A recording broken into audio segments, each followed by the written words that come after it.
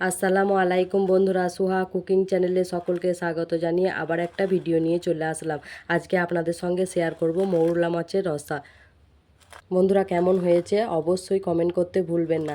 যারা ইউটিউব থেকে দেখছেন তারা সুহা কুকিং চ্যানেলটাকে সাবস্ক্রাইব করে দিয়ে আমার পাশেই থাকবেন, আর যারা ফেসবুক থেকে দেখছেন তারা ফেসবুক পেজটাকে ফলো করে দেবেন। তাহলে চলুন রান্নাটা দেখতে থাকুন। এখানে আমি নিয়ে নিয়েছি 500 গ্রাম মৌরলা মাছ। আজকে আমি করব মৌরলা মাছের রসা রেসিপি। তাহলে চলুন ভিডিওটি দেখতে থাকুন। এই মাছে দেওয়ার জন্য আমি 5টা পেঁয়াজ নিয়ে নিয়েছি, 2টো টমেটো, আর নিয়েছি 6টা কাঁচা লঙ্কা। দিয়ে এবার এটাকে আমি 1 চামচ লবণ আর 1 চামচ হলুদ গুঁড়ি আর এই চামচেরই 2 চামচ সরিষার তেল দিয়ে মাখিয়ে নেব।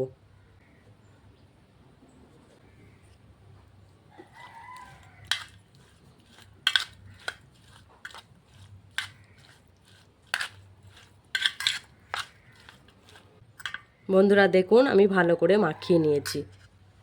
এবার এটাকে কিছুক্ষণ আমি রেস্টে রেখে দেবো। এবারে আমি এগুলোকে কেটে নেব। দেখুন বন্ধুরা, আমি সব কেটে নিয়েছি। এবারে বন্ধুরা একটা জায়গা নিয়ে নিয়েছি। এবারে দিয়ে দেবো পেঁয়াজগুলো।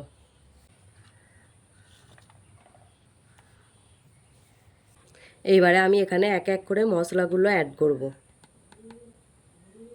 হলুদ গুঁড়ি, লবণ, গুঁড়ো লঙ্কা, জিরে ধনে গুঁড়ি, এটাকে আমি ভালো করে মাখিয়ে নেব।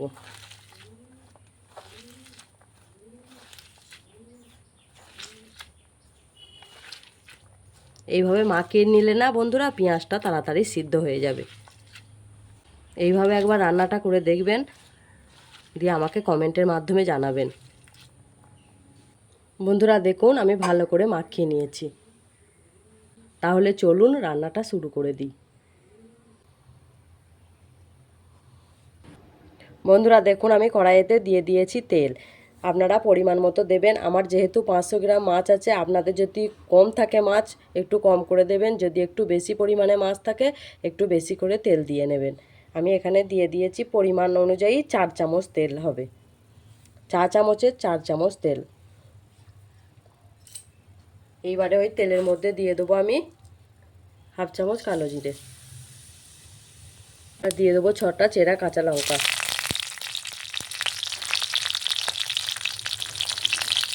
এইবারে দিয়ে দেবো এই পেঁয়াজগুলো।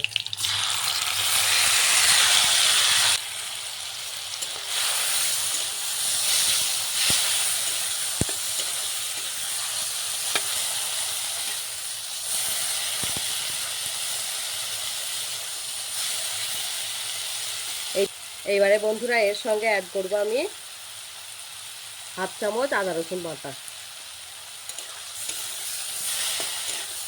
দিয়ে আদা রসুনের সঙ্গে আমি ভালো করে মিশিয়ে নেব। দেখুন, আমি আদা রসুনের সঙ্গে সব মশলাগুলোকে ভালো করে মিশিয়ে নিয়েছি। এইবারে আমি দিয়ে দেবো মাছগুলোকে।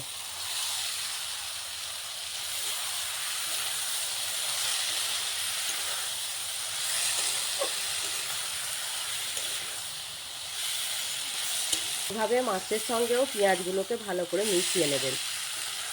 বন্ধুরা দেখুন, আমি ভালো করে মিশিয়ে নিয়েছি। বেশি নাড়াচাড়া করলে মাছগুলো ভেঙে যাবে। এবারে আমি দিয়ে দেবো যে বাসনে আমি পেঁয়াজটা মাখিয়েছিলাম, সেই বাসনটা ধুয়ে একটু জল দিয়ে দেবো।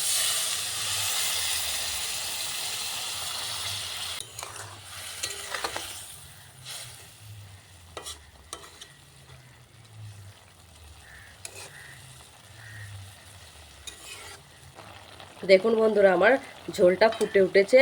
এবারে আমি 1 চামচ চিনি দিয়ে দেবো। দিয়ে চিনিটাকেও ভালো করে মিশিয়ে নেব। আলতোভাবে মিশাবেন, নইলে মাছগুলো ভেঙে যাবে। এইবারে বন্ধুরা আমি এটাকে ঢাকা দিয়ে দেবো। দিয়ে গ্যাসটা মিডিয়াম টু লো ফ্লেমে রেখে দেবো। দিয়ে 10 মিনিট হওয়ালেই আমার রান্না হয়ে যাবে। তাহলে চলুন আমি 10 মিনিট পরে ফিরে আসছি আপনাদের কাছে। বন্ধুরা দেখুন, আমি 10 মিনিট পরে ফিরে এলাম। দেখুন,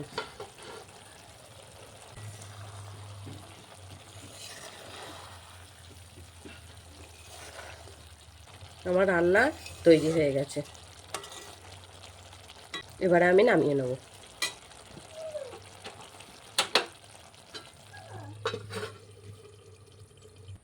বন্ধুরা দেখুন আমি নামিয়ে নিয়েছি।